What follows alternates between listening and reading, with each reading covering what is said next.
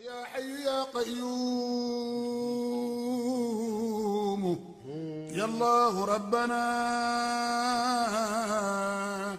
إليك توسلنا بخير البرية يا حي يا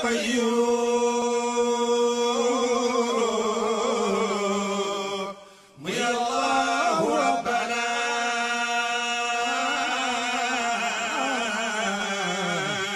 إليك توسلنا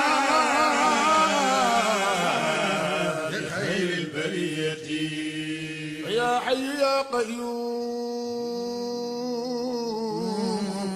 يا الله ربنا إليك توسلنا بخير البرية يا حي يا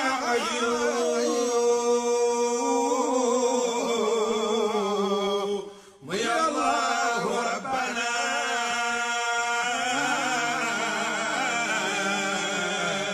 إليك توسلنا بخير البرية فلا بد من شكوى إلى الله كربتي ما لي غير الله جابر كسرتي يا حي يا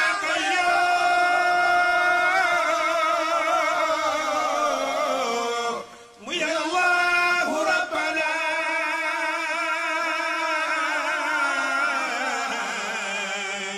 إليك توسلنا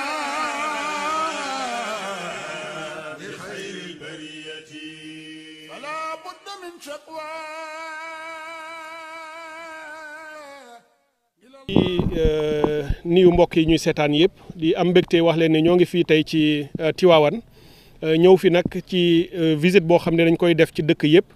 pour xool nu ñuy préparer jëm ci nawet bi waaye nu ñuy defee itam liggéey yi nga xam ne sumb nañ ko daanaka fépp ci wàllu assainissement ndaxte bu ngeen di seetlu daaw bi ñu ñëwee itam dañ ko wax ni jàmp bi mu jàmpoon tax na dañuy def li ñuy wax ay travaux d'urgence maanaam fexe ba mbir mi gën a oyof ci askan wi waaye bu jeexee am na ci dëkk yoo xam ne dëkk yu mag dinañu fexe am fa ay liggéey yoo xam ne bu ñu ko sumbee bu ko yàlla defee mu yegg du jël nag benn at daw nañ ko continuer at bu ne mu am lu ñu ci def loolu dina saafara lu bari ci jàngoro yi loolu nag tey bi ñu ñëwee fii ci Tivaouane loolu la ñu indi doon ko wax si sëriñ bi xalifa sëriñ Babacar Sy recevoir nañu ma ci sant yàlla di ko ñaanal yàlla mu may ko gudd fan ak wér ndax lu jege daanaka waxtu donte yaram wi wala jot gi wala mag gi mu nekk mag mënoon naa tax mu gàntu waaye mu dalal ñu mu yëkkati ay ñaanal président de la république ñaanal premier ministre ak gouvernement bi ñaanal askanu Sénégal ngir yéene yi ñu am ci réew mi yàlla defal ñu ko waaye secteur bi nga xam ne moom laa yor muy ndox ak assainissement mu wax ci wax ju rafet yoo xam ne ju dal xel la def ci ay ñaan itam ngir ñu am ci réussite wax nañu ko yéene ji nga xam ne moom la président am fii ci Tivaouane moo di ñu indi fii liggéey boo xam ni ONAS a ngi koy tàmbali liggéey bi bu am solo la ndax li fi nekkoon ci ay réseau lii bu ko ONAS indee def ko daanaka doonu ne fépp jafe-jafe dana jeex waaye lu ci bari dina saafarawu parce que liggéey yooyu dina am njeexital maanaam impact ci lu jege ñett fukk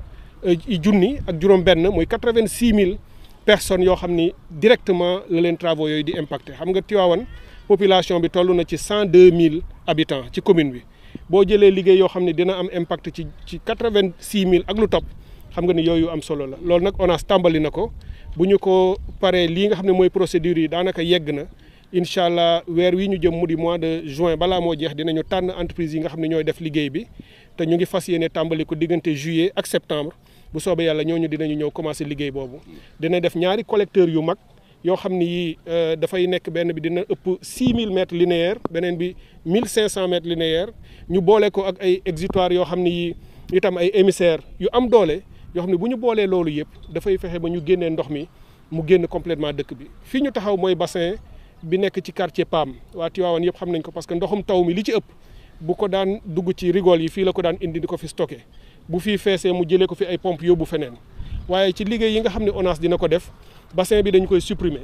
bu ñu ko supprimer yooyu ma la wax ci collecteurs yi ak émissaires yi dañuy am doole joo xam ne dinañu génnee ndox mi yëpp mu génn Tivaouane complètement waaye duñu ko sànni waxtaan nañu ak maire yi ONAS DPG yi ak kuréelu ministère bi danañu fexe ba ñu toog xool dafa am ay dex yoo xam ni moo waroon Tivaouane dex yooyu ku fi dëkk xam nga ko ci solo su mu am ci bu amee ndox nit ñi mën nañ ci di béy ak lu ne ñu def ko ci dex yooyu la ñu bëgg dekkalaat yóbbu fa ndox mi waaye ñu indi yeneen liggéey yoo xam ne mën nañ koo gasaat defar ko ba nga xam ne at yii ñu jëm loolu dana am nekkaat dex yu dundaat di noyyiwaat mu mën a am lu ñu béyee waaye ay jën ak loolu yëpp mën na fa nekk parce que loolu mooy suñu vision bu bees ndoxum taw mi bëggatuñu muy lor nit ñi ci biir dëkk yi waaye bëggatuñu di ko génnee di sànni géej wala ñu koy sànni feneen dañ ko bëgg a yóbbu di ko stocké foo xam ne fii day nekk ay maar wala ay marigot wala ay lac artificiel yu ñuy créer su ko defee ñuy mën a utiliser loolu donc fii ñu toll ren dinañ ko utiliser muy bassin bii di PAM waaye bu ñu jógee ci loolu ba liggéeyu ONAS yi jeex incha allah dootuñu ko soxlaati daanaka waaye nag itam am na xalaat bu jub fii boo xam ne jibee na fi muy bu rafet bassin bi nga xam ne bu yaatu la bu ñu demee ba utiliser tuñu ko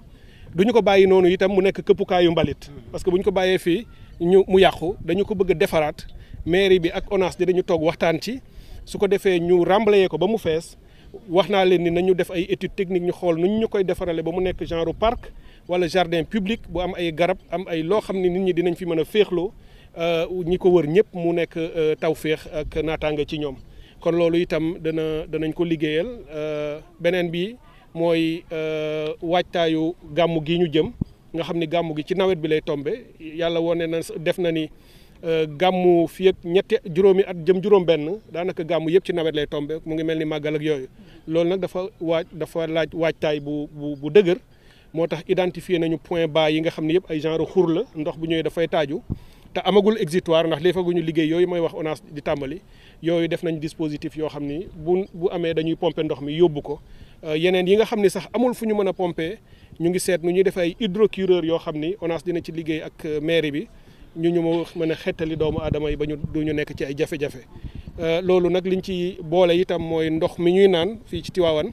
xam ngeen ni Tivaouane temps yële ci ginnaaw amoon na ay jafe-jafe tuuti ba ñu dégg ko ñu ñuy wax ndox mi dafa am sax mel ni lu muy saf ci boo ko dee naan loolu dafa am benn forage boo xam ne moo fi nekk muy F4 ndox yi ci suuf léeg-léeg mu dem ba ci bu yàggee dafay jaxasoog ay gaz yoo xam ne ci biir suuf la nekk gaz yooyu ñoo xawoon laal ndox mi ba mu ciy xeeñ du woon lor nit ñi nag waaye boo koy naan dafay xeeñ nga koy sentir waaye bi ñu ko yëgee rek ma jox ci ay ndogal waa directeur général bu SONES mu ànd ci ak Sen'Eau forage boobu ñu coupé ko dindi nañ ko ci réseau bi bokkatu ci ba loolu amatul benn jafe-jafe Tivaouane mu ngi continuer di naan ci ndoxum lac de Guiers mi te loolu may dalal xelu waa Tivaouane parce que ñu ngi doon foog ni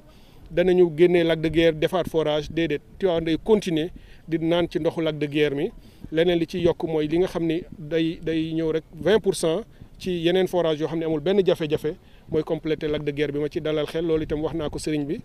dem nañu visiter ji forage bi li ñu war a seet ci dëkk bi li ci ëpp def nañu ko lii nag li ci des ci liggéey bi liggéeyu technicien la sama technicien yëpp incha allah danañ ko toppaat gën ko saytu ànd ci ak maire yi ak communauté bi loolu itam may daaneel di yëkkati kàddu gannaaw ba ma gërëmee citoyen ak citoyenne sénégalaise yëpp ci jàppale bi nga xam ni saa su ne ñu ngi ñu koy jàppale waaye ma leen di lancer appel di leen ñaan ni leen lu bare ci li indi inondation lu ci ëpp daanaka mooy bu ñu defaree ay réseau ba ndox mi war a faa jaar réseau yooyu ñu sotti ci ay mbalit ba ndox mi dootul am fu mu jaar wala ay nit ñëw dëkk foo xam ni fii ay xur la ak ay point bas li ñuy wax zone non aedificandi kenn waru faa dëkk boo fa defee parcelle dëkk fa bu amee ndox mi day ñëwaat fa mu nekkoon kon loolu appel la bu ñuy woo nit ñëpp ñu bàyyi xel ci dëkkuwaay yi waaye ñu dimbali ñu ci réseau yi fii ñuy jëm ci nawet bi ONAS dina fi ñëw ñu curé waat bépp canal bu nekk fii ci Tivaouane canalisation yëpp dinañ ko curé danañ ko nettoyé ba mu set bu soobee yàlla waaye nañ ñu dimbali ba bu ñu ko defee bu fa kenn dugalaat mbali di ko fa këpp wala bu tabaski jot ñu sànni fa der yi ak bopp xar yi xam nga saareen yi ak caameen yi ak sekkeen yi ñoom dañu defe ne bu ñu jëlee yàpp wi rek dañuy yàq sànni li des kon loolu nañ ci bàyyi xel bu baax ñu ci appelé ñëpp nawet bi ñu jëm dama bëgg mu nekk suñu bosu ñun ñëpp ndax ba may wax nawet bi suñu nawet dafa waxin la woon ñu bari am na ñu ma dégg bii dama bëgg mu nekk citoyen ku ci suuf ba ca kaw askan wi yëpp parce que état kese mënul lu ñu indi ci ay moyens wala technicien mënuñoo fanaan fépp ñu nekk fa citoyens yi rek ñoo ñu mën a dimbali. danañu génnee moto pompe yi danañu génnee outils yi équipement yi lépp lu ñu soxla ñëw jàppalee ko askan yi collectif yi ci quartier yi waaye maa ngi leen di ñaan ñu ñëw ànd ak ñun ci liggéey bi ñu préparé wu ba nga xam ne bu ñëwee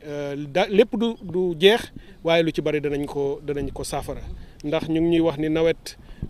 hivernage yi ñu jëm yëpp ak changement climatique bi hivernage yu bari ndox la météo ak ñi ciy liggéey waa Agrimet wax nañu ni dina am ay phénomène extrême mooy nga xëy mu taw 200 millimètres loolu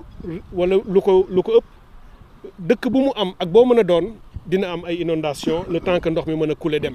loolu nag bu amee itam nañu ci ànd ñun ñëpp ñu joxante loxo ñu ànd ci citoyens yi ànd ci ak état bi ak kuréel yëpp ñu mën cee def ay saafara kon maa ngi sant yàlla bu baax di féliciter équipe yi ma àndal mu di